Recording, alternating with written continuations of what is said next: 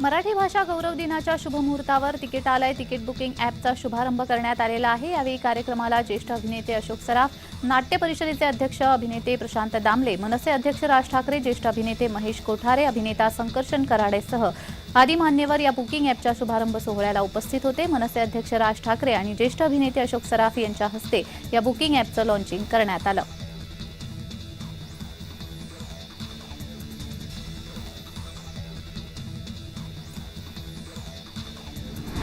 सोनई येथे अल्पवयीन मुलीवर अत्याचार प्रकरणी नेवासा तहसीलवर भव्य मोर्चा काढण्यात आला। चर्चच्या पाद्रीवर खोटे गुन्हे दाखल केल्याचा आरोप करण्यात आलाय। निर्दोष पाद्रीची सुटका करावी आणि दोषींवर कडक कारवाई करावी अशी मागणी यावेळी करण्यात आली। या मोर्चातून हजारो लोक रस्त्यावर उतरले। आरपीआय एकलव्य संघटनेसह हजारो आंदोलक मोर्चामध्ये सहभागी झाले।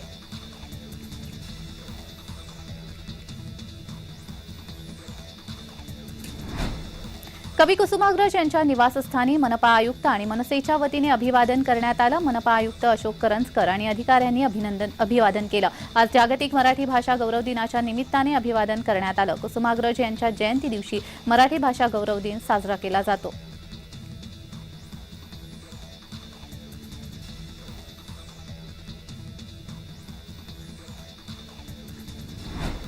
वाशिम शहरातील राधानगरी या परिसरामध्ये विजेचा झटका लागून एका माकडिणीचा मृत्यू झाल्याने तिच्यासोबत असलेले माकडाचे पिल्लू कासावीस होऊन ओरडत होते। अशातच प्राणीमित्र मयुरेश मानधने यांनी पुढे सरसावून वनविभागाच्या मदतीने विजेचा शॉक लागलेल्या माकडिणीचे अंत्यसंस्कार करून या माकडाच्या पिल्लाला वनविभागाच्या स्वाधीन केलं।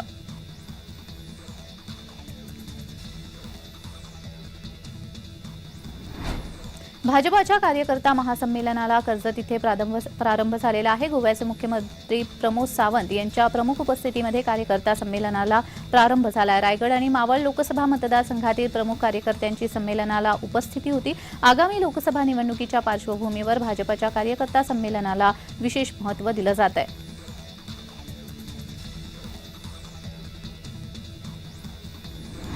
भारतीय कामगार सेनेच्या नेतृत्वाखाली पालघरमधील ग्रामपंचायत कर्मचाऱ्यांनी पालघर जिल्हा परिषद कार्यालयाबाहेर मंगळवारपासून काम बंद करत धरणे आंदोलनाला सुरुवात केली आहे। आपल्या विविध प्रलंबित मागण्यांसाठी ग्रामपंचायत कर्मचाऱ्यांनी हे आंदोलन सुरू केले आहे। राज्यातील 30,000पेक्षा जास्त ग्रामपंचायत कर्मचारी या आंदोलनामध्ये सहभागी झाले आहेत।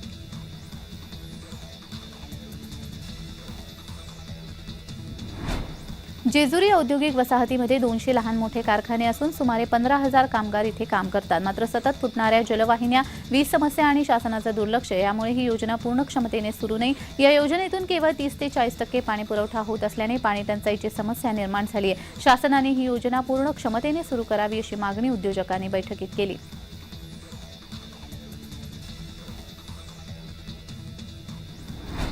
कवी कुसुमाग्रज यांच्या जन्मदिनानिमित्त जागतिक मराठी गौरव दिन साजरा केला जातो। याच पार्श्वभूमीवर मंगळवारी नाशिकला ग्रंथदिंडीचं आयोजन करण्यात आलं। या ग्रंथदिंडीमध्ये शालेय विद्यार्थ्यांनी मोठ्या प्रमाणामध्ये सहभाग दर्शवला। तसेच ग्रंथदिंडीमध्ये पारंपरिक साहसी खेळाचे प्रात्यक्षिक विद्यार्थ्यांनी केले। उच्च आणि तंत्र शिक्षण विभाग, ग्रंथालय, जिल्हा ग्रंथालय आणि माध्यमिक शिक्षण विभाग यांच्या संयुक्त विद्यमाने ग्रंथ उत्सव आयोजन करण्यात आलं होतं।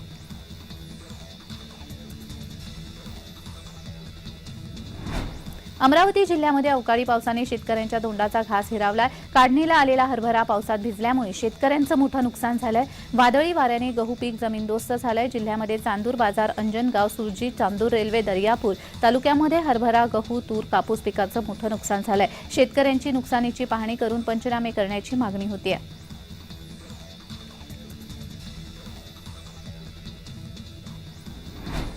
घाटी रुग्णालयामध्ये सोमवारपासून दुपारची बाह्य रुग्ण सेवा म्हणजेच ओपीडी सुरू झाली आहे। जिल्हा रुग्णालयापाठोपाठ आता घाटी रुग्णालयामध्ये देखील दिवसभरामध्ये सकाळी आणि दुपारी ओपीडी सेवा मिळणार आहे। दुपारी 3 ते 5 वाजेदरम्यान ही ओपीडी राहील। दुपारच्या ओपीडीमध्ये प्रामुख्याने मेडिसिन, सर्जरी आणि स्त्रीरोग आणि प्रसूतीशास्त्र विभाग या 3 प्रमुख विभागांकडून सेवा दिली जाते। पहिल्या दिवशी 30 रुग्णांवर उपचार करण्यात आले अशी माहिती डॉ. सुरेश हरबडे यांनी दिली आहे।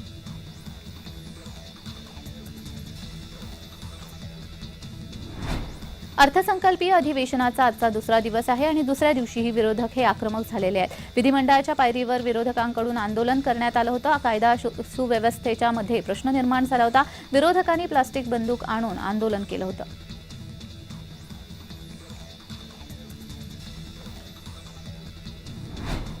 रायगडच्या दिघी बंदरामध्ये जेटीवर उभा असलेला टेम्पो समुद्रामध्ये उलटला। टेम्पोमध्ये मासळी भरण्याचं काम सुरू असताना सोमवारी संध्याकाळी ही घटना घडली।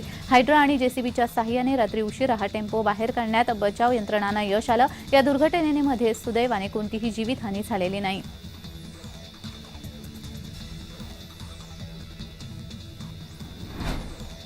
पुणे शहराजवळ तब्बल 9,000 लिटर दारू जप्त करण्यात आलेली आहे। पुणे ग्रामीण पोलिसांनी अवैध व्यवसायावर छापेमारी केली आहे। पुणे शहराजवळ पोलिसांनी दारूसाठा जप्त केलाय। ड्रग्ज प्रकरणानंतर आता अवैध मद्य विक्रीवर पोलिसांची करडी नजर आहे। उरुळी कांचन पोलिसांनी ही कारवाई केली आहे।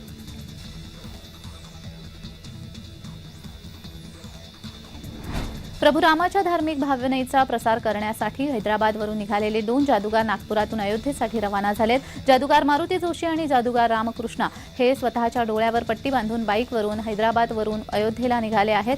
नागपूरमध्ये ते पोहोचले ते रामटेक येथे प्रभू श्रीरामाचं दर्शन घेऊन पुढे कटंगीपर्यंत डोळ्यावर पट्टी बांधून निघणार आहेत अशी माहिती त्यांनी दिली आहे।